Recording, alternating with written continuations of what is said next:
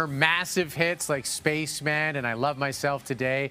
But there's a lot you may not know. Born in India in secret to a teenage mother, rejected by both families, ending up in Canada, adopted by missionaries. All of this is covered in a new film screening at the Edmonton International Film Festival. Joining us this morning is documentarian Adam Scorgie, as well as the legend herself, Bif Naked. Welcome to you both. Thanks so much for being here. Well, thanks for having us. Yeah. Now, this is a fantastic film, and it covers a lot, really bearing your life story out there for people. How does that feel to have this out in the open now? What can I say? It's an honor. I mean, I owe it to Adam, obviously, and Scorgie and Super Channel. And you for having us on. Well, of course. I neglected to mention we got Grace down here as well, who's just making herself at Traveled home. the world with us on that one. So just in case you see Grace down here. Let's talk about being a part of this film. Did you have any trepidation telling your story as it's laid out? Yes.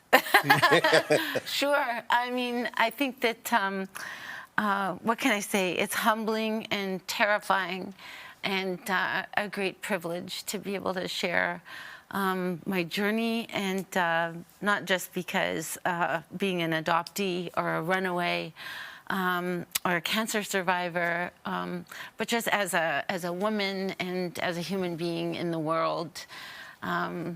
I don't know. I think that any of us have our own story to tell, but just to honor my parents and to honor my birth mom and my story of origin, but even my manager and my career, and I don't know. Come see. Yeah, there's a lot to come see. Now, Adam, for you, as we're taking a look at this, there is so much here as far as a story. What was that like for you to go through all of this and put it together?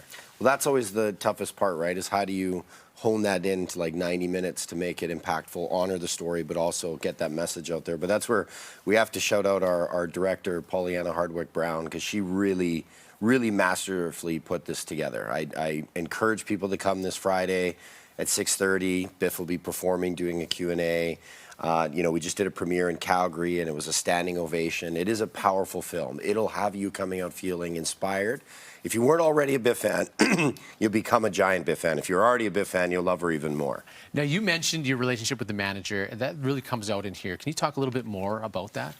Oh, boy. I mean, there's so much to say. I've been a performer since I was 18. Edmonton plays a huge part in my career, obviously. I